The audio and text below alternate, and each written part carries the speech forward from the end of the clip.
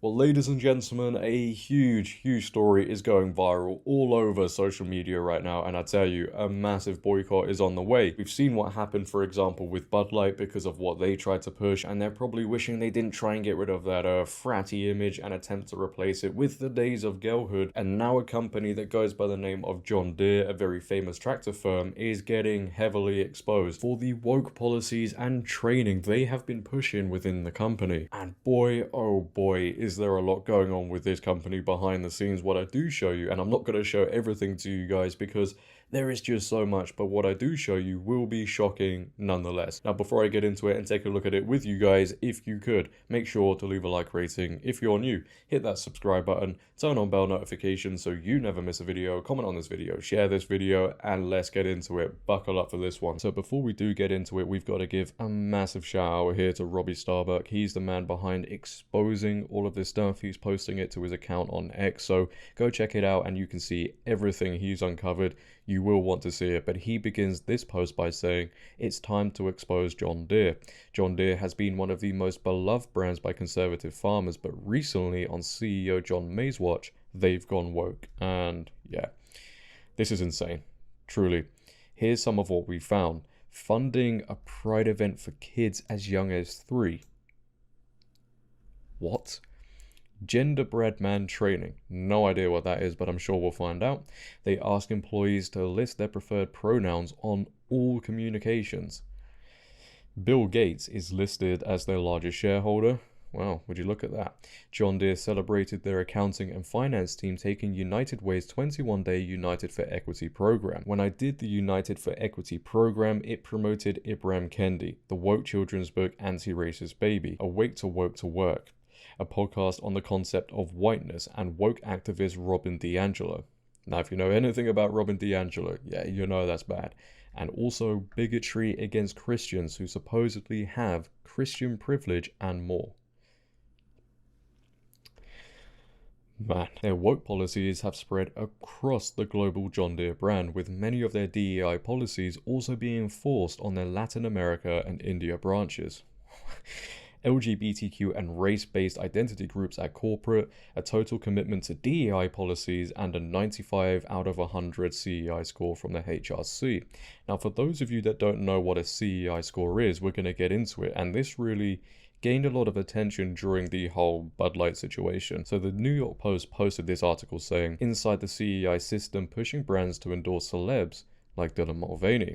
Executives at companies like Nike, Anheuser-Busch, Kate Spade, whose brand endorsements have turned controversial trans influencer Dylan Mulvaney into today's woke it girl, aren't just virtue signaling. They're handing out lucrative deals to what were once considered fringe celebrities because they have to, or risk failing an all-important social credit score that could make or break their businesses. At stake is their Corporate Equality Index, CEI, the thing Robbie Starbuck just mentioned, which is overseen by the Human Rights Campaign, the largest LGBTQ+ political lobbying group in the world. And would you look at this, HRC, which has received millions from George Soros's Open Society Foundation, among others, issues report cards for America's biggest corporations via the CIE, awarding or subtracting points for how well companies adhere to what HRC calls its rating criteria. Now, obviously, you know, George Soros's Open Society Foundation giving millions to the HRC is nothing anybody should look at, and it's just a massive coincidence. Why George Soros has anything to do with that, I'll never know. But what I just read out there will give you a little insight as to why we saw a lot of brands pushing the woke agendas that everybody didn't want to see. He goes on to say on X, John Deere also just announced layoffs in the US and that they plan to shift large segments of production away from the US to Mexico. Wow. John Deere seems to have forgotten who their customers are. Having a farm myself, I'm disgusted that a once great American brand is now taking this turn to seemingly embrace leftist policies that are diametrically opposed to the values of most farmers. Well, it seems like a lot of these companies don't care. Now, in this, he does have this video, which is 8 minutes long. Now, obviously, we're not going to sit here and react to all of it, but we'll play a few minutes and we'll get a little bit more insight onto what is going on from the man himself. Y'all, it's time to expose John Deere. As many of you know, we had a very big win recently with Tractor Supply where we got them to drop all their woke policies. Well, I regret to inform you that John Deere, another company that relies on conservative customers, has also gone woke. This page you see behind me is their personal pronoun policy. They encourage employees to use pronouns in all communication. And I I'm don't just get warning why. you now, you're going to want to strap in because this is going to be a long video and, in my opinion, much worse than Tractor Supply. But let's continue. This is an event that John Deere sponsored called Capital City Pride's Little Rainbow Run. It was for kids as young as 3 years old to engage in pride. And side note, I don't care if you're gay or straight, kids should not be celebrating what type of sex you like. It's weird, it's creepy. Here's a fun photo we found on LinkedIn. Yes, this is John Deere employees being trained on the genderbread man. Yes, the genderbread man. If you're not familiar with that, it's the whole concept that basically gender is completely fluid. There's no such thing as your biological sex. You just are whatever you think you are. So much like Tractor Supply used to have, John Deere has what are called ERG groups. These are a way to divide people on identity lines. Pure identity politics. They separate you by race, sexuality, or any number of these things. This is a post about their Rainbow ERG group, which, if you guessed was their gay group, you were correct. You're going to want to see the logos that were made for it. As much as I wish I was joking, I am very much not joking. These are real logos that were posted on LinkedIn. Which, side note, John Deere is much more open about their belief system on LinkedIn than they are on other social medias. I wonder why that is. But you know what? We'll get back to their stuff on LinkedIn in a minute. Let's go check on their diversity, equity, inclusion page. By the way, Bill Gates is their largest shareholder. Are you getting super conservative vibes yet from John Deere? On this page from John Deere's website, they note that the finance team really took things to the next level in 2020 when they said their diversity efforts were just simply not enough. So how did they up the game? Let me show you. One of many ways they upped the game on DEI was for the financing team leaders to do something called a 21-day United for Equity challenge through United Way. So I decided I should take the 21-day challenge. But before I show you what I went through for a few hours, and yes, you should feel sorry for me because I did have to go through the full 21-day thing in a couple of hours. Just note that they are promoting this accounting and finance team as their promotion of inclusive hiring practices and that they're leading the way with a diversity, equity, and inclusion mindset. So this is what apparently they want from employees. In this 21-day challenge, it was recommended to me that I read Ibram Kendi's How to Be an Anti-Racist. In this section here, it says that racism is something that we all carry within ourselves. As a result, we must unlearn biased and racist ideas to replace them with tools and actions that are centered around equity, empathy, and solidarity. Here's some stuff you should know about Ibram Kendi. Kendi believes that capitalism and racism are inextricably linked, and you must be an anti-capitalist to be an anti-racist. But enough about Kendi. Here's another one of the challenges I received as part of that 21-day equity challenge. It says, read Awake to Woke to Work, Building a Race Equity Culture, essentially a book about bringing wokeness to work. My other options during that challenge were to review Racial Equity Tool's new glossary of racial equity terms with over 60 terms and new definitions. I mean, this is really the changing of language to try to subvert normalcy. That's what it is. Just so you know, communists have always done this. Another challenge option I received was to listen to the podcast episode, Bias Isn't Just a Police Problem, It's a Preschool Problem. No, I'm not joking. Right, so you can see how deep this goes. He's going very in depth. Again, I'll leave a link to this account so you can go check it out and see the whole 8-minute video. But it's this next part. If I speak, you know what I'm going to play right now. If I speak, I am in big trouble. In big trouble. He goes on to post, what you're about to see may be the single craziest training video that I've ever seen.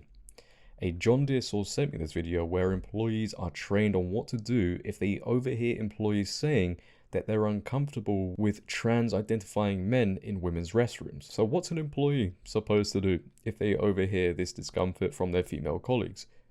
Report them. It's a violation of the man's privacy. Oh my word. Oh my gosh. Seriously.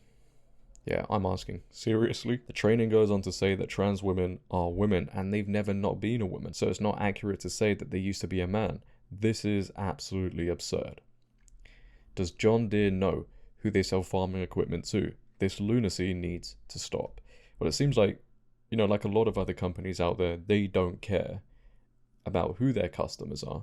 It's all about these woke agendas because of other things like DEI and obviously the CEI score. It's just crazy that this is going on within a tractor firm, a company that sells farming equipment. Companies all need to stop pushing these topics at work. Stop telling women that they can't be upset by men in their bathrooms. Stop creating groups that divide people by race or identity. Stop racial hiring quotas. Stop woke training. Stop pushing agendas for political causes. Stop introducing divisive subjects. Ban wokeness in the workplace. Stop woke donations. Make work about work again. Yeah, does anybody miss those times? Just do good work, make great products, and provide great customer service. That's all people want. It seems like the only companies you can find anywhere who aren't pushing wokeness are on the publicsquare.com. On Public Square, you can search for non-woke alternatives to most products.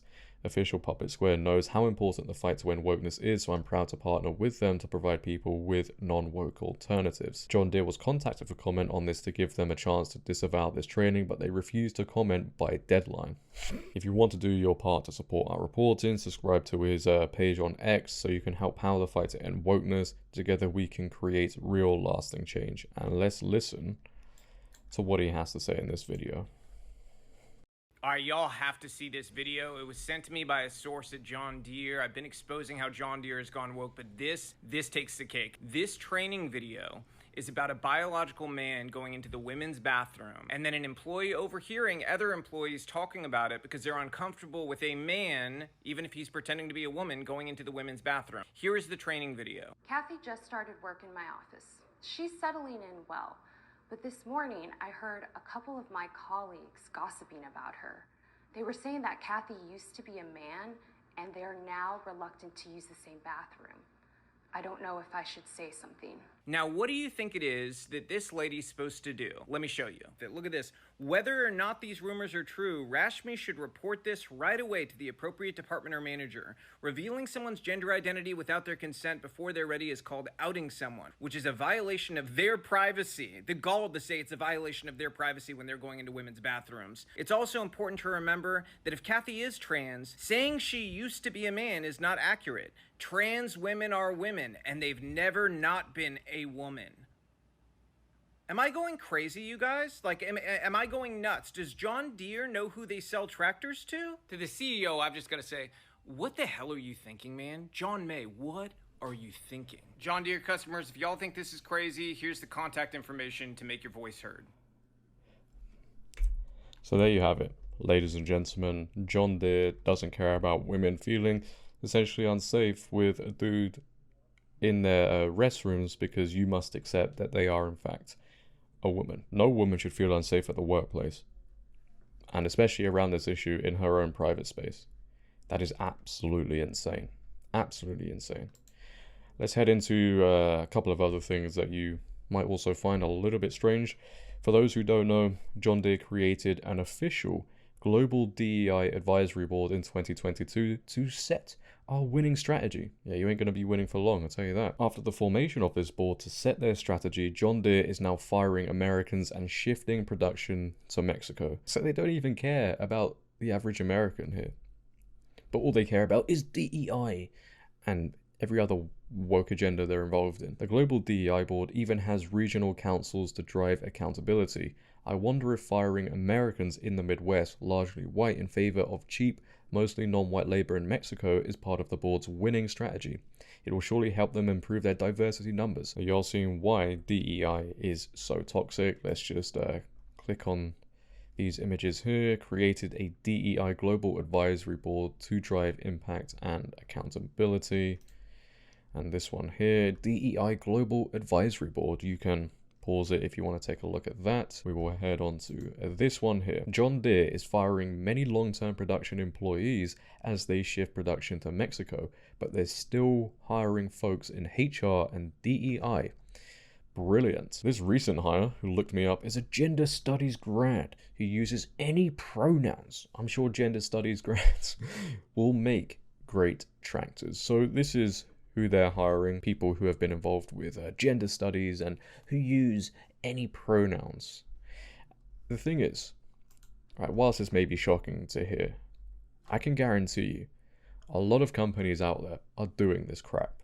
I can guarantee it, but they haven't been exposed and not many people know what is going on. And now obviously, because this is such a big brand to a lot of people, a boycott is brewing, especially when people heard about the bathroom situation and the training they're putting out with that. I mean, how many trans employees do they even have? Maybe that's one of their favored requirements. Who knows? But I want to hear your thoughts down below, ladies and gentlemen, on this story. If you have used John Deere before, will you be boycotting? Let me know in the comment section below. But if you have enjoyed, make sure to leave a like rating. Also, once again, go and check out Robbie Starbuck. Amazing work. If you're new, hit that subscribe button, turn on bell notifications so you never miss a video, comment on this video, share this video, follow my socials down below in the description. But until next time, it has been your boy JD. Have a great day, stay safe, and I'm out. Peace.